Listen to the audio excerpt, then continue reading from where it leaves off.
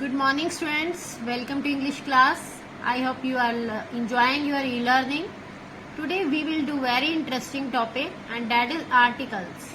But before articles, we need to understand about alphabets. What are the alphabets? You know very well. A to Z. All are alphabets na. These are total 26.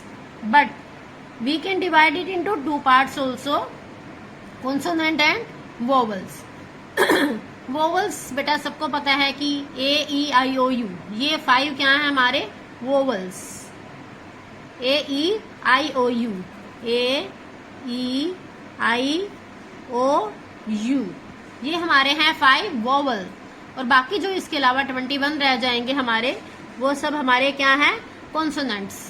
तो आपको हिंदी में भी इसे अच्छे से concept clear होना चाहिए, तभी हम आर्टिकल्स को समझ पाएंगे. ये जो ए ई आई ओ यू है, ये हमारी वो है स्वर है. इनको हिंदी में क्या बोलते हैं, स्वर. ये क्या है हमारे स्वर.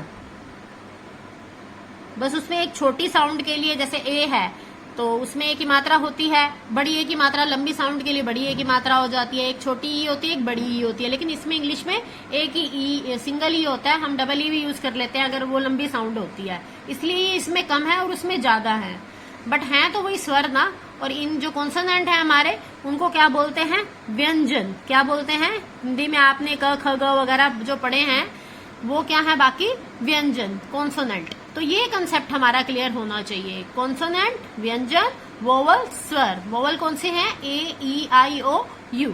अब हम स्टार्ट करते हैं आर्टिकल्स के बारे में. आर्टिकल्स जो हैं उसको हम 2 कैटेगरी में डिवाइड कर सकते हैं, डेफिनिट, इनडेफिनिट और डेफिनिट. इनडेफिनिट हैं जो हमारे जनरल सेंस में, जिन वर्ड्स को, जिन नाउन्स को हम जनरल सेंस में लेते हैं, तो उनसे पहले हम ए और या एन लगाएंगे. यानी वो नंबर 1 तो सिंगुलर होने चाहिए, एक तो कंडीशन ये है, और वो जनरल भी होने चाहिए. और जो स्पेसिफिक होते हैं उनको हम डेफिनिट आर्टिकल कहते हैं, और उनसे पहले द लगाया जाता है. दोबारा बोल रही हूं मैं, जो जनरल सेंस में यूज किए जाते हैं उनसे पहले, और जो सिंगुलर भी होते हैं तो उनसे पहले हम ए एन लगाते हैं, और जो स्पेसिफिक होते हैं उनसे पहले हम द लगाते हैं. पहले हम अच्छे से इनडेफिनेट आर्टिकल्स के बारे में जानते हैं. We use a before a singular noun beginning with the consonant sound. देखिए यहां पर मैंने क्या बोला है कि हम सिंगुलर नाउन से पहले सिंगुलर नाउन जिनकी आवाज है जो वो कॉन्सोनेंट साउंड से शुरू होती हो, उनसे पहले हम अ लगाएंगे. मैंने कॉन्सोनेंट लेटर नहीं बोला है, मैंने कॉन्सोनेंट साउंड बोला है. साउंड यानी आवाज को चेक करना है आपने. अगर कॉन्सोनेंट की साउंड आ रही है तो उससे पहले अगर हमें कुछ लगाना है, चूज करना है आर्टिकल में से, तो हम क्या लगाएंगे, अ लगाएंगे. व्यंजन की आवाज आनी चाहिए, यानी कि नेक्स्ट वर्ड जो होगा हमारे पास, अभी हमें एग्जाम्पल से और क्लियर हो जाएगा. और we use a when we talk about a person, a place, an animal or a thing for the first time. जब हम उनको, किसी को, चीज को पहली बार यूज कर रहे होते हैं और वो स्पेसिफिक नहीं होता है, तो उसमें जनरल लेते हैं, या तो कुछ स्पेशल उसके बारे में दिया हो. अगर नहीं दिया हुआ और फर्स्ट टाइम यूज कर रहे हैं तो हम क्या यूज करेंगे, ए ही यूज करेंगे. जैसे I have a pencil. Pencil है मेरे पास, तो मैंने इसे क्या फिल किया, इसमें ए फिल किया. The farmer had a cow. तो फार्मर के पास एक काउ थी. तो जनरल है ये, कोई नाउन कुछ स्पेशल नहीं यूज हो रहा है इसमें, ये जनरल लिया जा रहा है. तो हमने इसमें क्या फिल करा, अ फिल करा, ए.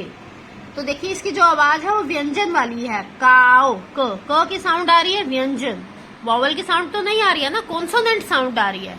ये पी, प किस में जाता है, क ख ग में जाता है, व्यंजन में जाता है, कॉन्सोनेंट साउंड है. प, पेंसिल, तो हमने क्या लगाया, अ लगाया. हम काओ, तो कौन सी है, कॉन्सोनेंट साउंड, हमने क्या लगाया, अ लगाया. अब हम देखते हैं एन के बारे में. We use before a singular noun beginning with the vowel sound. तो क्या हम यूज करेंगे, जब वोवल साउंड आ जाएगी हम यूज करेंगे एन. क्या यूज करेंगे हम, an. We use an before a singular noun beginning with the vowel sound. Beginning with the vowel letter नहीं बोला गया, अल्फाबेट नहीं बोला गया है, वोवल साउंड बोला गया है. तो आपको इसी पे अटेंशन देना है, साउंड पे.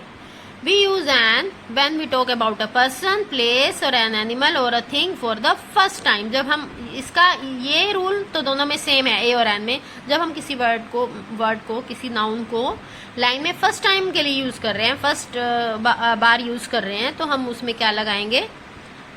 हम एन भी लगा सकते हैं, अ भी लगा सकते हैं. बस वावल साउंड पे डिपेंड करता है कि हमने एन लगाना है. देखिए, I will eat dash orange. O किसकी साउंड है? ओ की. ओ किस में जाता है? वोवल साउंड है ना, तो हम क्या लगाएंगे? ए या एन? यस, एन लगाएंगे. हम क्या लगाएंगे इसमें? एन. वोवल साउंड है. देखिए, वोवल. ओ दिख भी रहा है हमें, और हम लेकिन हमने बोल के देखना है. Orange. O vowel sound. Do you have dash eraser. अब इसको बोलना है, नेक्स्ट वर्ड को आपने. Eraser.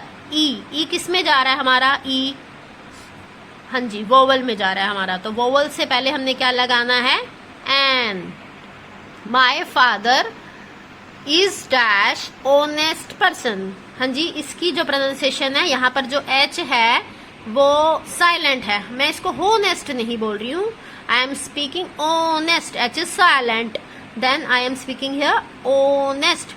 So now sound it is word beginning with the vowel sound. That's why I am choosing here an. vowel sound से जो start होता है, बेशक यहाँ पर h है, बट हम ह तो नहीं लिख रहे हैं, हम तो o nest लिख रहे हैं. o nest बोल रहे हैं. तो o किस में जाता है?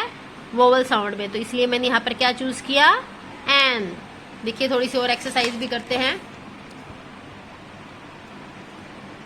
Table. T. T, consonant sound, so I will write here a. University, y. University, y sound किस में जा रही है हमारी? consonant sound में. That's why I will write here a. Umbrella, it is also starting with the u letter, but sound is umbrella. क्या है ये? आप देखिए, ये पे अ से स्टार्ट हो रहा है. ये तो य था ना, यूनिवर्सिटी, तो हमने कॉन्सोनेंट लिया, अ माना, but it is umbrella. vowel sound, so I will write here an. chair. च किस में जाएगा? consonant sound. That's why I will write here a. honest. O. Again it is a sound of o. It means vowel sound. That's why I will write here an.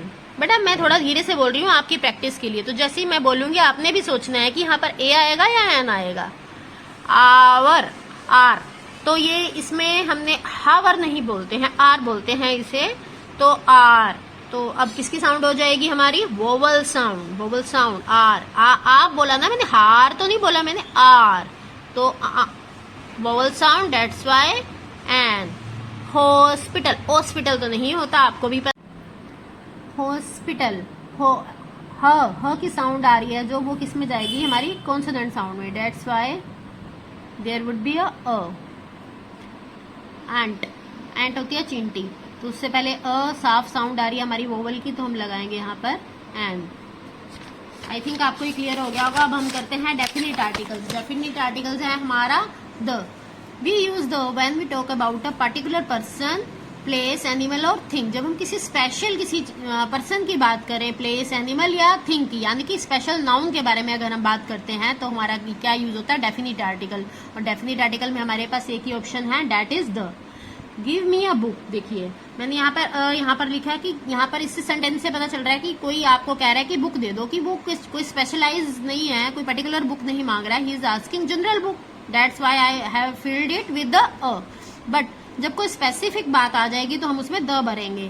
Like this sentence, give me the small green book. जब वो कोई आपसे special adjective लगा के बात कर रहा है कि मुझे छोटी सी ग्रीन बुक दो कोई, तो क्या बन जाएगा? आगे हमारा द लगाया. देखिए, बात तो ये भी बुक के बारे में थी, ये भी बुक के, बट यहाँ पर ये जनरल बुक के बारे में बात हो रही है, तो हमने इसे ऐसे फिल किया. यहाँ पर वो स्पेशल हो गई है, तो हमने क्योंकि उसके आगे एडजेक्टिव लगाया है, तो आगे वो हमने इसे किससे फिल करा है? द से. जैसे nowadays apples are very juicy. आजकल जो एप्पल्स हैं बहुत जूसी हैं. कोई एक एप्पल की बात नहीं हो रही है, तो हमने ए और एन तो पिक करेंगे नहीं यहाँ पर. तो एप्पल्स की बात हो रही है जनरल की. आजकल जो भी आ रहे हैं एप्पल्स वो बड़ी जूसी हैं, तो यहाँ पर ओमिशन हो गया. आर्टिकल का कुछ भी नहीं लगाया हमने एप्पल से पहले. The apples in the red basket are juicy. अब यहाँ पर देखिए उन एप्पल्स के बारे में बात हो रही है जो एक बास्केट में है, तो वो जूसी हैं, उन एप्पल्स के बारे में बात हो रही है। तो इसलिए यहाँ पर हमारा स्पेसिफिक यानी कि डेफिनेट आर्टिकल आया है, वो है the apples in the basket are juicy. जो हमारे हैं एप्पल्स उस बास्केट में हैं वो जूसी हैं। क्लियर हो गया होगा आपको ये कंसेप्ट कि द कहाँ आना है। देखिए एप्पल्स यहाँ पर ही था, एप्पल्स यहाँ पर भी है, बट यहाँ पर कुछ स्पेशल एप्पल्स के बारे में बात हो रही है। आगे देखते हैं द आर्टिकल्स और कहाँ कहाँ यूज हो सकता है।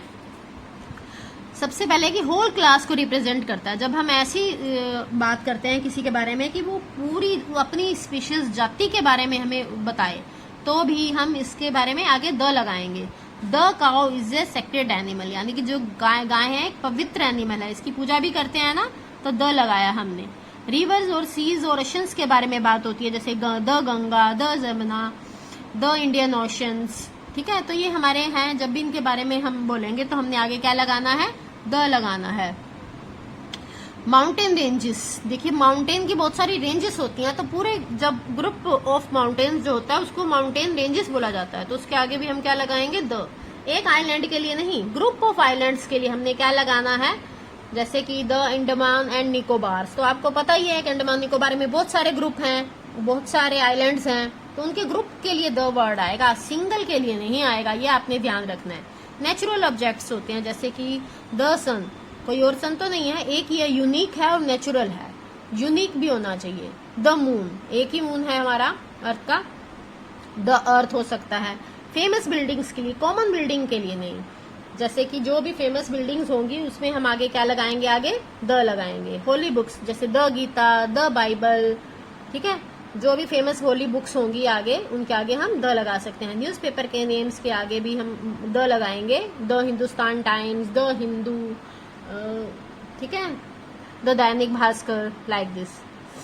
बिफोर सुपरलेटिव्स, सुपरलेटिव्स आपने डिग्रीज करी होंगी, जैसे ओल्ड, ओल्डर, ओल्डेस्ट। तो जब ओल्डेस्ट मिला हमने आगे द लगाया, वो सुपरलेटिव डिग्री होगी ना, जैसे सिंपल होती है, फिर कंपैरेटिव होती है, फिर सुपरलेटिव होती है, जैसे eld, elder, eldest, good, better, best. तो इन सब के आगे द आएगा, the best, the eldest, the oldest. Before ordinal numbers, ordinal numbers होते हैं हमारे, जैसे फर्स्ट, सेकंड, थर्ड, लास्ट, इनके आगे भी हमने क्या लगाना है, द लगाना है। ठीक है, आई होप आपको ये कंसेप्ट अच्छे से क्लियर हो गया होगा। आपको प्रैक्टिस करनी पड़ेगी, तब जाके आपको ये अच्छे से और क्लियर हो जाएगा। Thank you, have a nice day.